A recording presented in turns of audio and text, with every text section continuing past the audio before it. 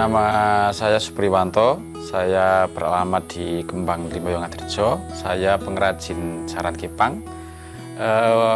Kerajinan ini atau usaha ini saya dapat dari Mbah 1931, Bapak tahun 71, terus saya meneruskan baru saja setelah saya menikah tahun 2010.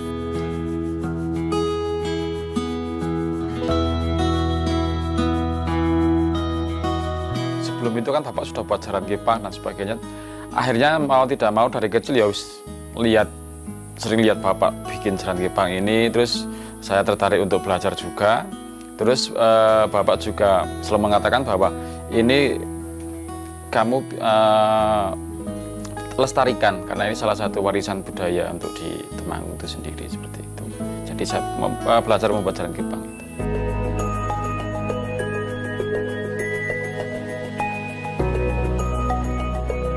Waktu itu saya masih usaha sendiri sama istri waktu itu, karena saya sama istri sepakat untuk meneruskan ini dan kita ingin melestarikan juga. Saya dari 2010 sampai 2013 itu belum ada karyawan. Saya kerjakan sendiri sama istri dari awal sampai akhir, termasuk penjualan saya keliling ke pasar-pasar sampai ke luar kota dan sebagainya. Baru setelah rame tahun 2015 saya mulai banyak pesanan dan akhirnya saya butuh banyak karyawan juga.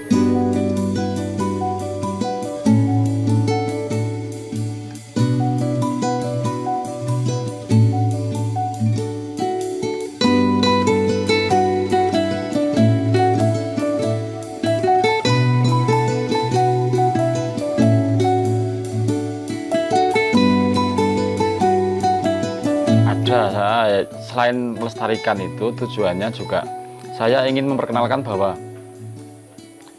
tahun-tahun sekitar tahun 90-an, 2000-an itu nggak banyak anak muda tertarik dengan jaran kepang waktu itu. Terus mulai setelah saya menikah, saya kepikiran gimana caranya agar anak-anak muda di Temanggung ini dia tidak malu atau mau melestarikan kesenian jaran kepang ini. Makanya saya berani menerak paugeran dengan jaran kepang. Untuk motifnya saya nggak melulu seperti itu atau monoton, jadi dibuat motif-motif animasi, terus sing cewek mungkin atau motif-motif Hello Kitty waktu itu juga seperti itu. Itu 2000 setelah saya menikah 2013 2015 saya mulai seperti itu.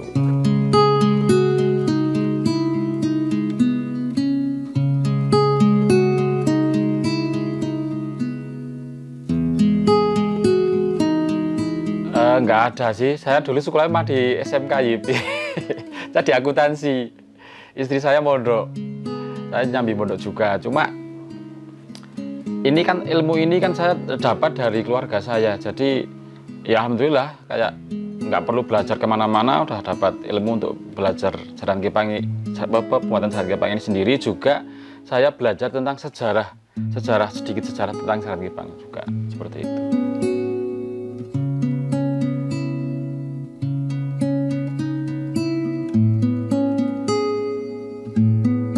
Pertama mungkin dulu karena saya belum punya nama, karena saya aslinya kan Jumoja, di sini tuh ikut istri. Jadi saya belum punya nama. Awal-awal saya merintis karya itu saya bahasa Indonesia ider itu, kayak keliling ke pasar-pasar itu, naik bis ditabui orang di jalan, kayak disurakin, terus kayak banyak dicibir beberapa teman-teman, kamu malah kerja seperti ini, gitu, seperti ini. Terus mau kerja yang lain, mau diteruskan yang di koperasi dulu, saya sempat di koperasi juga. Tapi karena memang keinginan kuat saya ingin melestarikan ini, saya jadi gimana caranya ini tetap lestari, dan saya akan membuktikan ke semua orang-orang bahwa ini bukan satu hal yang tidak bikin orang tertarik untuk usaha ini, seperti itu.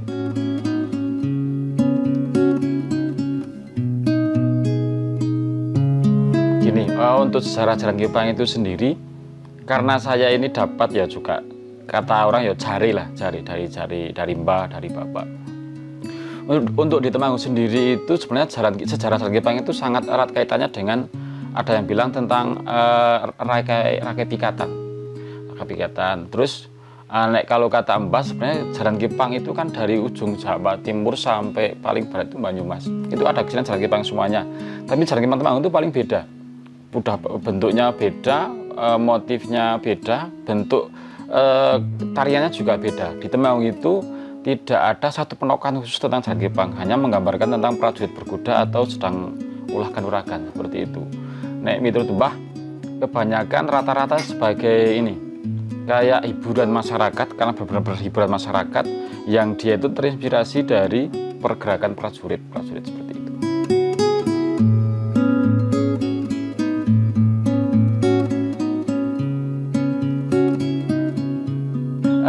Pertama dari segi motif ya, motif Temanggung itu lebih rame, itu udah dari dulu lebih rame, lebih berani untuk bermain warna. Yang kedua, kaki depan itu selalu ngangkat satu, terus pasti ada gambar kakinya. Ada beberapa daerah itu yang nggak ada gambar kakinya, tapi Temanggung ada gambar kaki 4, samping-samping 4, terus kaki depan itu harus mengangkat satu, rata-rata seperti itu. Terus Jaran Kipang itu agak kecil dan kenceng. Daerah yang lain itu rata-rata besar, terus kepalanya lemes itu seperti itu.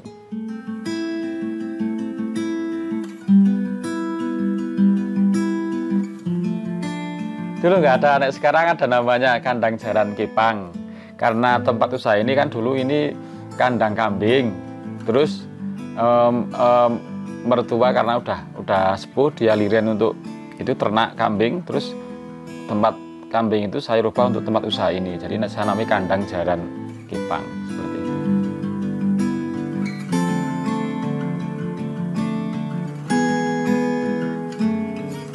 Selain dulu saya keliling-keliling di pasar-pasar, dan saya itu dibilang orang nggak tahu malu. Jadi setiap ada pementasan Jaran Kipang di beberapa desa di daerah itu, saya pasti nonton datang. Itu saya nggak nonton Jaran Kipang, nonton di pementasannya, tapi saya masuk ke transit para pemain itu menawarkan produk saya, kuda. Oh, ini kuda seperti ini, saya juga pengrajin loh Pak, seperti ini. Selain itu saya juga bermain di media sosial. Dulu pertama kali ya di Facebook. Baru-baru setelah itu baru merambah ke media sosial yang lain.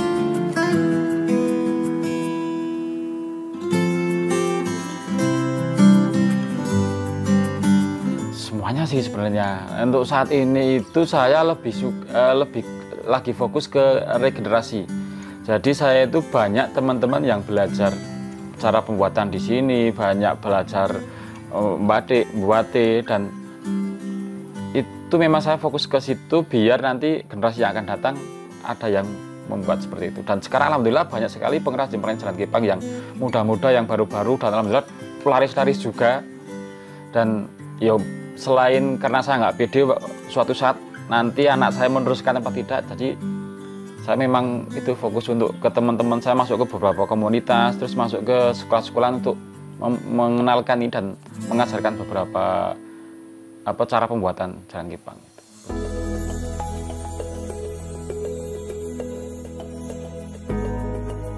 Ditolak, ditipu, terus dijelekin. Pernah masuk pasar-pasar itu dulu saya cuma istilahnya ngeledaki barangnya bahasa Indonesia ini ya seperti itulah. Akhirnya nggak dibayar, terus ada beberapa grup yang beli di sini ternyata uangnya dibawa sama pengurus dan sebagainya, itu sering juga.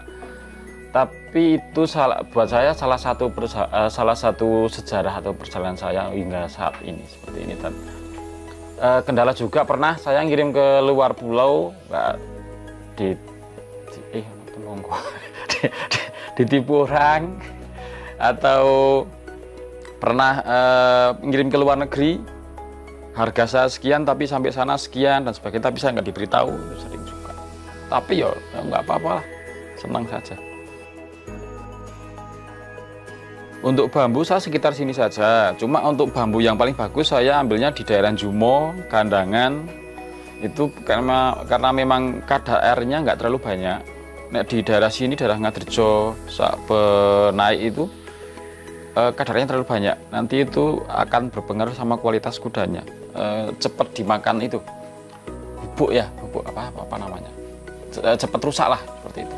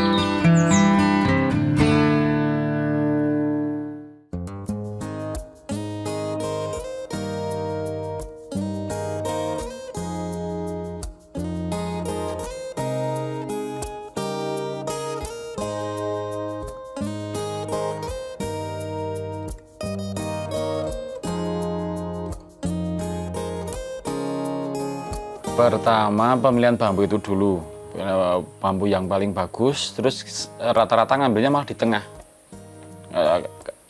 Bilangnya dapuran pring, itu kita ambilnya nih yang di tengah, nggak di pinggir, yang di tengah. Terus setelah ditebang, dibawa pulang, dipotong sesuai ukuran, namanya diirati nih di sini, diirati, terus dianyam. Anyaman jadi, baru dipola sesuai keinginan bentuk. Setelah itu digapet, apa ya namanya ya, digapet, dijahit, baru setelah itu dilem kayu. Baru tahap pemolosan pertama, kedua, ketiga, baru tahap batik atau nyungging. Nyungging itu saja kalau motif karakter itu harus di sketch dulu karena butuh sing ketelitian menan. Tapi nek motif-motif klasik langsung udah jalan diinspirasi saja.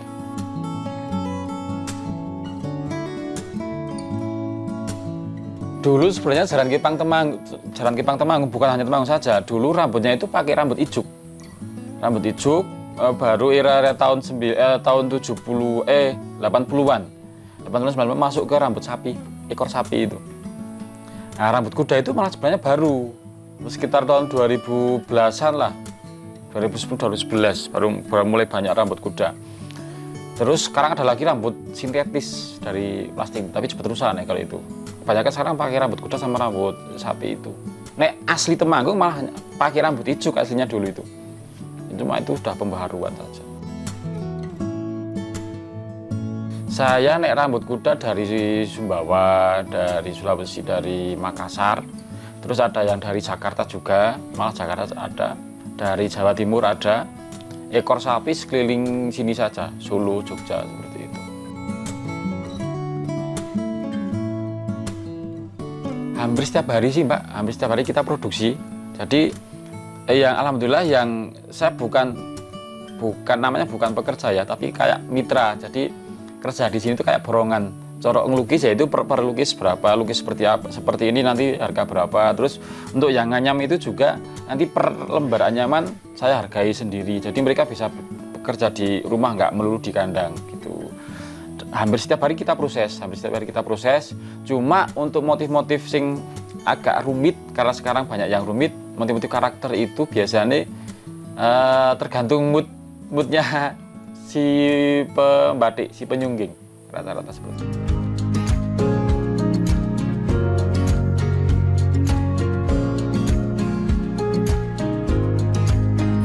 Bingung ya kalau ditanya seperti itu, tapi untuk ukuran grup kita setengah bulan itu satu grup 13 kuda sampai 17 kuda itu setengah bulan dari 0 sampai selesai itu 17 kuda. Tapi karena sekarang saya banyak yang bantu di sini, kadang satu bulan bisa nyampe puluhan kuda kalau motif-motif biasa klasik. Tapi kalau motif karakter sing entah dilukis wayang, entah dilukis gambar-gambar pemandangan atau animasi yang lainnya itu agak lama. Karena ya tergantung mood itu juga. Kerjanya rata-rata malam nih anak-anak senengi. Jadi kadang satu bulan baru selesai batik 3 atau 4 gitu. Lama.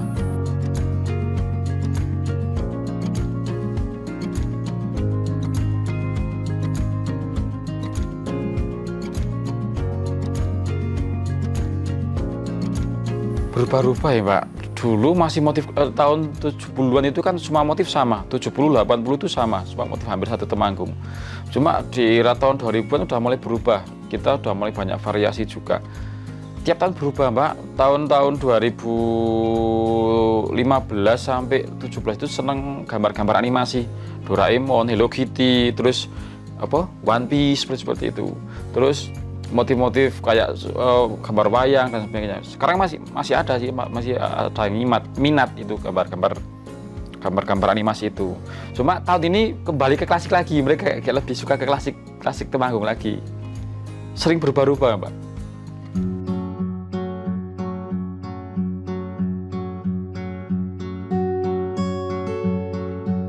Nggak tentu sih, tapi kalau kita hitung-hitungan kayak zaman dahulu setengah bulan itu dapat satu grup, satu bulan berarti 2 grup, 17 kali 2 berapa ya? Hah? 34, katakanlah kita ambil harga yang paling murah untuk saat ini 600.000.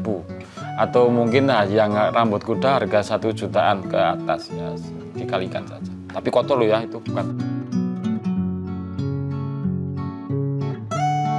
Tantangan terbesar saya saat ini yaitu saya kadang masih banyak yang memandang sebelah mata tentang jaran kipang, mungkin karena dia nggak tahu tentang sejarah jaran kipang atau tujuannya seperti itu. Jadi ketika bapak atau mbah itu dulu pernah cerita, leluhurmu itu buat kesenian seperti ini atau buat hal semacam ini pasti ada tujuannya, selain untuk mediator nopo ngerukunake antar umat beragama. Non saya itu di Jumo, satu kampung itu ada 3 agama. Satu ada Islam itu juga ada berbeda, tapi kita bersatu di kesenian jaran kipang ini. Jadi tetap ada maksudnya. Jadi buat saya tantangan terbesar saat ini adalah mengenalkan atau bikin teman-teman generasi muda ini cinta dan terus melestarikan. Jadi kayak kita yang pun sepuh-sepuh itu tetap pede, suatu saat ini akan tetap berjalan seperti itu.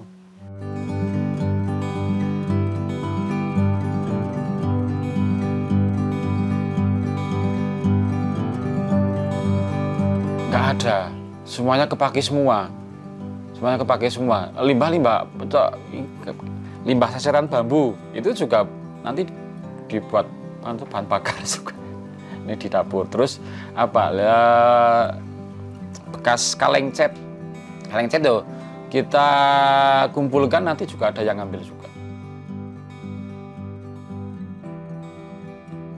Kalau produk sih sebenarnya hampir sama saja, mungkin banyak lebih bagus dari saya. Yang pertama, cuma orang yang pengrajin pertama yang berani nerak paugeran itu mungkin sini. Jadi saya berani bermain warna dan berani lepas dari terutama motif jaran kipang. Kita berani berubah-ubah, dan keunggulan saya di sini adalah setiap beda pemesan itu pasti ada perbedaan motif. Misal katakanlah Mbak pengen pesen yang motif Doraemon, tapi nanti tekan jadinya itu tetap ada perbedaan sedikit-sedikit biar buat ciri khas si pemesan. Seperti itu yang mereka suka. Cuma ya kadang memang agak lama untuk pesanan karena antrian juga.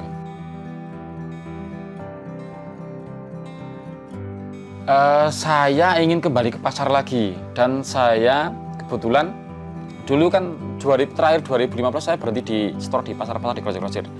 Ini insya Allah saya pengen buat jaran kipang yang kecil-kecil lagi dan nambah teman-teman lagi untuk kerjasama di sini juga. Saya ingin merambah ke ini kayak miniatur jaran kipang. Nah, Temanggung ini kan banyak yang bilang ciri khasnya itu jaran kipang. Sedangkan banyak wisatawan yang ke Temanggung itu setiap mereka mau pulang dari Temanggung itu mereka selalu bingung cari oleh-oleh khas Temanggung itu apa. Nek oleh-oleh khas empis-empis mosok yo kan lupa. Jadi sampai rumah kan mesti basi. Jadi saya sedang berusaha untuk merambah masuk itu, bikin miniatur jaran kipang atau kayak nanti asbak dan sebagainya sing ada jaran kipangnya. Nanti saya ingin masuk ke tempat-tempat wisata di Temanggung. Jadi setiap wisatawan pulang dari Temanggung dia bawa ini. Selain untuk mengenalkan jaran kipang ini khas Temanggung juga, ya saya bisa memperbanyak teman-teman untuk kerjasama di sini.